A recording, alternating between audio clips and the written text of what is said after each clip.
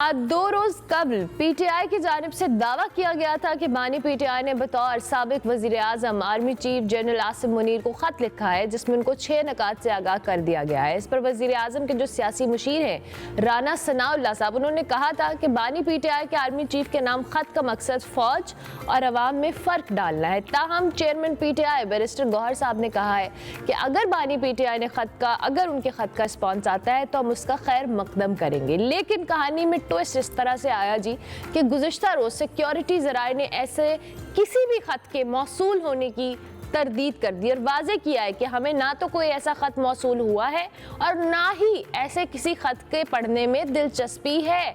साथ साथ तहरीक इंसाफ को उन्होंने मशवरा भी दे दिया है कि अगर किसी भी मामले पे बात करना चाहते हैं तो सियासतदानों से करें। दूसरी जानिब अली अमीन गंडापुर साहब ने कह दिया कि बानी जो तहरीक इंसाफ है उनके अडियाला से कहीं और मुंतकिली पर काम जारी है। अगर पीटीआई बैकडोर राबतों में मसरूफ़ है तो ये 8 फरवरी का एहतजाज किसके लिए है, किसके खिलाफ है, ये एक सवाल है। पीका एक्ट में जी तरामीम को सुप्रीम कोर्ट में चैलेंज कर दिया गया है। शहरी कयूम खान की जानिब से दायर दरख्वास्त में पीका एक्ट में की गई तरामीम का कलअदम करार देने और पीका तरामीम के खिलाफ समाअत के लिए फुल कोर्ट बेंच तश्कील देने की इस्तदाबी की गई है। दरख्वास्त में मौक़िफ़ अपनाया गया है कि पीका एक्ट में तरामीम बुनियादी हकूक़ के खिलाफ है। पार्लियामान को इख्तियार नहीं कि बुनियादी हकूक़ के खिलाफ कानून साजी कर सके। फुल कोर्ट ना सिर्फ तरामीम बल्कि असल पीका एक्ट का भी बुनियादी हकूक़ के तनाजुर में है। इस सारी सूरत हाल पे जायजा ले लेते हैं। हमारे साथ डॉक्टर हामिद खान अल-मशरिकी साहब मौजूद हैं। Thank you very much doctor साहब, गुड मॉर्निंग, कैसे हैं आप? Thank you Armila, good morning, thank you. Doctor साहब, ये जो हमने खत के बड़े चर्चे रहे कि 6 नकाती खत लिख दिया, फिर वो इतने लंबे लंबे नकात थे, मैंने पढ़ के भी सुनाए।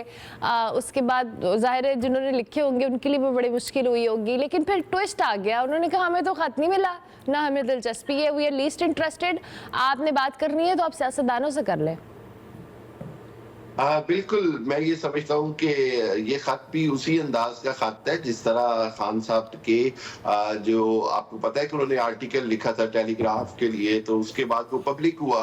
तो मेरा ख्याल ये है कि इस लेटर की जो बात की गई है उसका मकसद इसको पब्लिक करना है कि जी शायद जो बानी पीटीआई इमरान खान साहब हैं वो ये चाहते हैं कि फौज के साथ कोई इस तरह की एक दोबारा से एक राब्ता बहाल हो जिसके तहत पीटीआई को भी कोई रिलीफ मिले और शायद मुल्क में जो जारी सियासी बहरान है उसके हल में भी मदद मिले।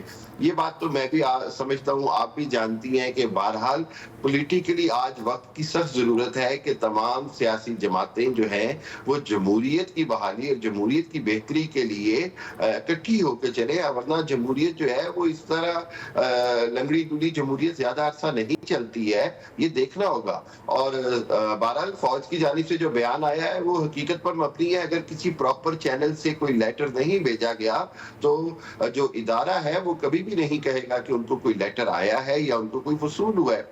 और बहरहाल अगर फौज की जानिब से ये तासुब दिया जा रहा है कि जी वो गैर सियासी रहना चाहते हैं और इस हवाले से ये कि सियासी प्लेटफॉर्म यूज किया जाए तो उसमें कोई मुज़ायका नहीं है, लेकिन कभी कभी इस तरह के लेटर जो होते हैं वो लेटर टू द पब्लिक होते हैं और वो अवाम के जरिए मुतल्लिका लोगों या इदारों तक पहुंचते हैं। सो शायद ये भी गालिबन उनमें से ही एक खत अच्छा है। डॉक्टर साहब, आपने सॉरी मैं आपको इंटरप्ट करी, जो लेटर उन्होंने कहा अवामी इंटरेस्ट में, अब अवाम को कंफ्यूज भी तो तहरीक इंसाफ या इमरान खान साहब बहुत कर रहे हैं। एक तरफ वो फौज के अगेंस्ट बातें करते हैं, एकदम से आते हैं पहले उन फौज से अच्छा कोई नहीं है, फिर फौज से बुरा कोई नहीं है और फिर खत लिखते हैं।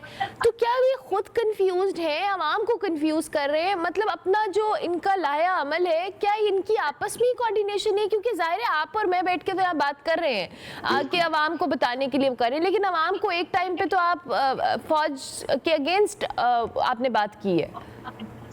बिल्कुल अर्मिला, ये बहुत बड़ी क्वेश्चन मार्क है पीटीआई की सियासत पे। और खुद पीटीआई की जो लीडरशिप है वो भी ये कहती है कि मामलात चूंकि तमाम हद तक 100% खान साहब अपने कंट्रोल में रखते हैं और वो मौसम की तब्दीली के हिसाब से उनके बयानात या उनके जो मूड है वो बदलते हैं, जिसके नतीजे में इस तरह की कंफ्यूजन फैलती है।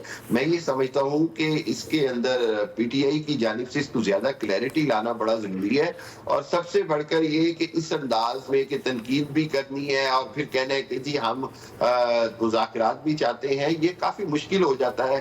اور وہ پنجابی میں ہمارے یہاں مثال دی جاتی ہے کہ وہ کہنا تینوں تے سنانا نو نو، وہ والی باتیں نہیں ہو سکتی۔ اگر آپ نے حکومت کو سنانا ہے تو حکومت کو سنائیں، اسٹیبلشمنٹ کو سنانا ہے تو اسٹیبلشمنٹ کو سنائیں۔ لیکن بنیادی بات یہ ہے کہ احتجاج اگر کرنا ہوا یا احتجاج کا جس طرح جنید اکبر اور رساری ایک خاص گروپ پوری تیاری میں ہے، اس کے لیے ان کو سارے اس کے پروز اینڈ کونس بھی دیکھنے ہوں گے اور دیکھنا ہوگا کہ اس کے نتائج کیا ہوں گے۔ اور یہ بات سچ ہے کہ اگر احتجاج ہوتا ہے تو پھر مذاکرات کا امکان یا بیک ڈور مذاکرات بہت دور چلے جائیں گے اور معاملات جو ہیں وہ ٹکراؤ کی طرف جائیں گے، جس سے دونوں کو یا تمام فریقین کو بچنا چاہیے، چاہے وہ حکومت ہو، اسٹیبلشمنٹ ہو یا خود پی ٹی آئی ہو، کیونکہ عوام کو یا کے پی کے عوام کو اگر اس طرح دوبارہ متحرک کیا جاتا ہے تو پھر ایک بار صورتحال بڑی پریشان کن ہو سکتی ہے۔ اچھا ڈاکٹر صاحب، آپ نے بات کی کہ اب اس میں ان کو اپنا کلیئر سٹانس اپنانا پڑے گا، اور ظاہر ہے ڈیفینڈ بھی ان کو کون کس بنیاد پہ کر سکتا ہے، جبکہ ان کا موقف ہی اتنا جو کہ لیے شیکی سا ہے بہت ساری چیزوں کے اندر۔ لیکن اب اگر سیکیورٹی ذرائع یہ کہہ رہے ہیں کہ جی ہمیں خط نہیں ملا اور سیاستدانوں سے بات کریں،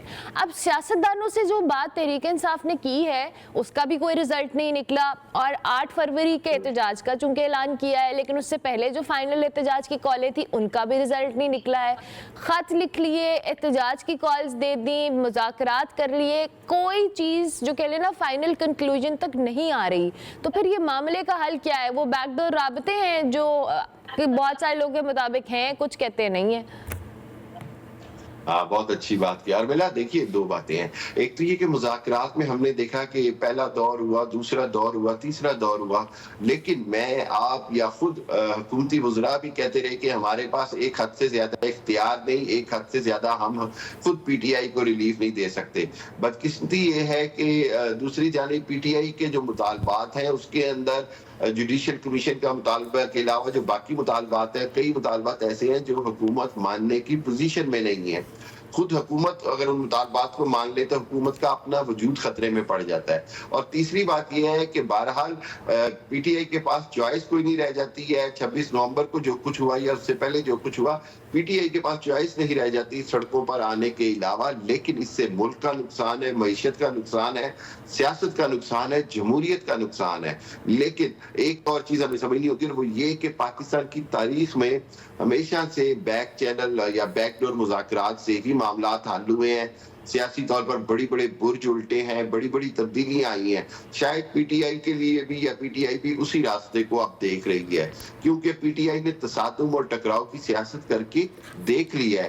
میرا خیال یہ ہے کہ پی ٹی آئی کو لازمی طور پر اگر تصادم اور ٹکراؤ کی سیاست سے بچنا ہے اور اپنے وجود کو زیادہ برقرار رکھنا ہے، پولیٹیکل سپیس لینا ہے، تو اس کو ہر حالت میں فرنٹ مذاکرات اور بیک ڈور مذاکرات دونوں کو کسی نہ کسی انداز میں کچھ لے اور کچھ دو کی پالیسی پر کامیاب کرنا ہوگا۔